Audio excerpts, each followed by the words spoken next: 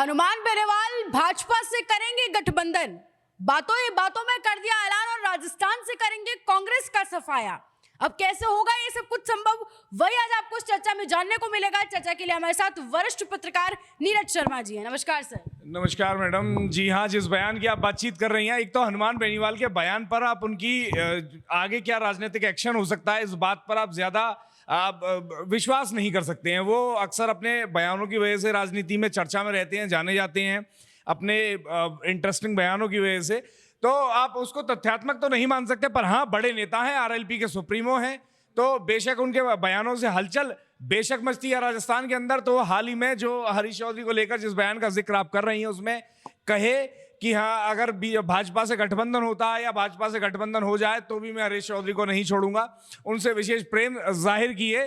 तो ये अंदर खाने कुछ बातचीत चल रही है, ऐसा कहा जा सकता है। ओम बिरला से हाल ही में मुलाकात करके आए हैं और आपने अगर नोटिस किया हो तो भाजपा को लेकर और भाजपा के बड़े नेताओं को लेकर जो अक्सर हनुमान बेनीवाल बड़े ही मुखर दिखाई देते थे, उसमें विशेष कमी आई है। इस बात से लोग भी सहमत होंगे जो हमें देख रहे हैं, वो दर्ज करें अपनी सहमति कमेंट बॉक्स में, क्योंकि अब कंपैरेटिवली थोड़ा कम हमलावर भाजपा के नेताओं के ऊपर या भाजपा की पॉलिसीज के ऊपर या सरकार के ऊपर हो गए हैं पिछले कुछ समय से हनुमान बेनीवाल। और विशेष रूप से जब से विधायकों वाला प्रकरण हुआ है, संभवतः उनको उम्मीद हो कि भाजपा उपचुनाव करवा दे या गठबंधन या कुछ ना कुछ अंदर खाने पक तो रहा है, बात तो चल रही है, ये संभव हो सकता है।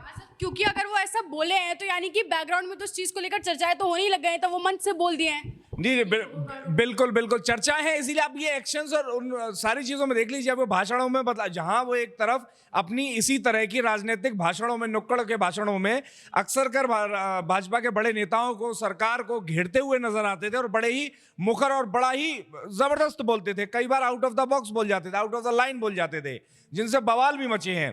तो अब वो बड़ा ही सॉफ्ट हो गए हैं, इवन बात नहीं कर रहे हैं उस बारे में, और ये भी संभावनाएं जाहिर कर रहे हैं अपने भाषणों से कि अगर भाजपा से गठबंधन हो जाता है या भाजपा से गठबंधन भी हो जाए तो भी मैं हरीश चौधरी को नहीं छोड़ूंगा, वगैरह वगैरह। अच्छा सर, हरीश चौधरी से ऐसा क्या प्रेम है उनको कि उसके लिए बीजेपी पर से भी गठबंधन के लिए ये चीज तो बेनीवाल ही जाने, क्योंकि आप उनका जेलेसी बोल सकते हैं आप। बेशक बेशक बेशक आप जेलेसी तो खैर क्या कहेंगे, हनुमान बेनीवाल उनसे बड़े नेता हैं, परंतु पॉपुलैरिटी के मामले में, ग्राफ मास लीडरशिप के मामले में, तमाम चीज़ों में देखेंगे, सफलताओं के मामले में हालांकि आप कह सकती हैं कि हरीश चौधरी भी ठीक नेता है, परंतु हरीश चौधरी से उनको क्या इस तरह का बीफ है, क्या समस्या है, क्या परेशानी, ये खुद हनुमान बेनीवाल ही जानते हैं। उनको किस चीज़ का, किस नेता का, किस एक्शन रिएक्शन का बुरा लग जाता है। और वो कई बार अपने भाषणों में आपने कहते हुए और हम सभी ने सुने हैं कि उसने मेरे साथ धोखा कर दिया, मैंने उसका साथ दिया। इसका तो लगभग राजनीति में जितने भी एक्टिव पॉलिटिशियन है फ्रंट लाइन पॉलिटिक्स में, उसमें से लगभग 90% नेताओं ने हनुमान बेनीवाल के साथ धोखा किया है। तो हरीश चौधरी ने भी संभवतः कुछ ना कुछ धोखा किया होगा बेनीवाल के साथ। जी अच्छा सर, अगर बीजेपी और आरएलपी का गठबंधन हो भी जाता है तो क्या ये सक्सेसफुल रहेगा, फायदेमंद रहेगा बेनीवाल जी के लिए? बेनीवाल जी के लिए कितना फायदेमंद रहेगा नहीं रहेगा ये नहीं कह सकते, बट हाँ भाजपा के लिए फायदेमंद रहेगा, क्योंकि अक्सर कर क्षेत्र की छोटी पार्टियों के साथ गठबंधन करके भाजपा ने बढ़िया सफलता पाई है। बिहार इसका लेटेस्ट और प्राइम एग्जांपल है कि जो लोकल पार्टीज हैं उन सभी को अपने साथ में शामिल करके भाजपा लगातार बिहार के अंदर रिपीट मार रही है। और अब की बार जो रिजल्ट रहा है चुनाव का, वो बेहद भाजपा के पक्ष में रहा है। धीरे धीरे ग्रो ही कर रही है। तो भाजपा वोट ट्रांसफर करने में सुपर एक्सपर्ट है लोकल क्षेत्रीय पार्टियों का।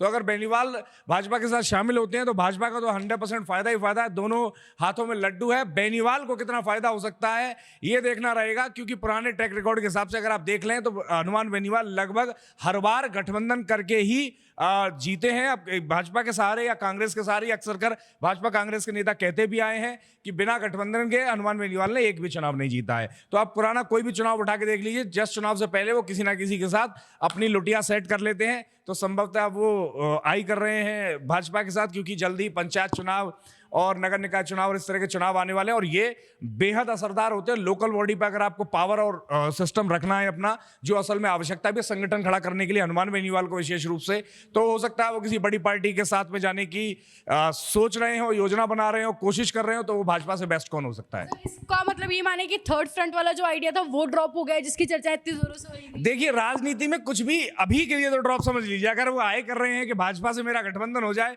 तो बेशक अभी के लिए तो ड्रॉप समझ लीजिए, लेकिन राजनीति में कभी भी किसी भी चीज की संभावनाएं खत्म नहीं होती हैं। आप संभावनाओं के खत्म हो जाने से कोई एक्सेप्ट कभी भी नहीं कर सकते। हर बार हर तरह की हर चीज की संभावना खुली रहती है। आपने कई बार देखा होगा दो ऐसे नेता जो एक दूसरे का इतना विरोध करते हैं मीडिया के कैमरे के सामने या तमाम जगह पर सदन के अंदर, और बिल्कुल एकदम जैसे एक दूसरे के खून के प्यासे हों, और वही उसकी फिर शाम को बेटी के ब्याह में पहुंच जाता है डांस करते हुए। तो ये चीजें आम तस्वीरें हैं। असल में क्या है, राजनीति के अंदर ये दरवाजे कभी बड़े लोगों का विशेष है, और विशेष रूप से पॉलिटिशियंस का जो मैंने अपने अनुभव से देखा है, ये कभी भी किसी से संबंध पूरी तरह खत्म नहीं करते। दरवाजे किसी के लिए बंद नहीं होते हैं। अब आप किसी को ये कह लिए जीवन में मैं उस पार्टी में नहीं जाऊंगा, अरविंद केजरीवाल का एग्जांपल ले लीजिए कि मैं अपने बच्चों की कसम खाता हूं मैं गठबंधन नहीं करूंगा कांग्रेस से, भाजपा से, ले गठबंधन, 3 महीने बाद वो कांग्रेस की गोद में जाके बैठ गए। तो ये ऐसा नहीं होता है। राजनीति के अंदर कभी भी संभावनाएं खत्म नहीं करते हैं जो पॉलिटिशियंस हैं। जी अच्छा सर, अगर बीजेपी से गठबंधन कर लेते तो इसका मतलब हनुमान बेनीवाल और नरेश मीणा की फ्रेंडशिप खत्म हो गई, क्योंकि नरेश मीणा तो इतनी दूरी बनाए रखते हैं बीजेपी से, वो तो थर्ड फ्रेंड बने। मैं आपको वही सेम जवाब फिर से दोहरा देता हूं जो पिछले सवाल का ये रहा कि राजनीति के अंदर संभावनाएं खत्म नहीं होती हैं। आप अपने हाल का फायदा राजनीति के अंदर देखते हैं। अगर कोई असल में पॉलिटिशियन है, और ऑफकोर्स सारे असल में ही है इसीलिए राजनीति कर रहे हैं, और नरेश मीणा हो या कोई भी हो, आज कह रहे हैं कि भाजपा से कभी गठबंधन नहीं करूंगा, तो इसमें दोहराए नहीं होगा। आपको आश्चर्यचकित नहीं होना है, आपको चौंक नहीं जाना। अगर कल को आवश्यकता होती है और संभावनाएं नरेश मीणा को नजर आती हैं भाजपा के साथ में, तो वो भाजपा के साथ में चले जाएंगे। तो संभव कुछ भी है। आप एकदम से ऐसा नहीं हो सकता आप अगले दिन अखबार पढ़े और एकदम शॉक हो जाए, नहीं। आपको किसी भी पॉलिटिकल न्यूज से शॉक होने की आवश्यकता नहीं है। राजनीति में सब कुछ संभव है। जी बहुत शुक्रिया सर आपकी राय के लिए। आप क्या सोचते हैं इस पूरी बातचीत पर और इस गठबंधन पर? कमेंट सेक्शन में हमें आपकी राय जरूर बताएं, और ऐसे जुड़े रहें राजस्थान उनके साथ।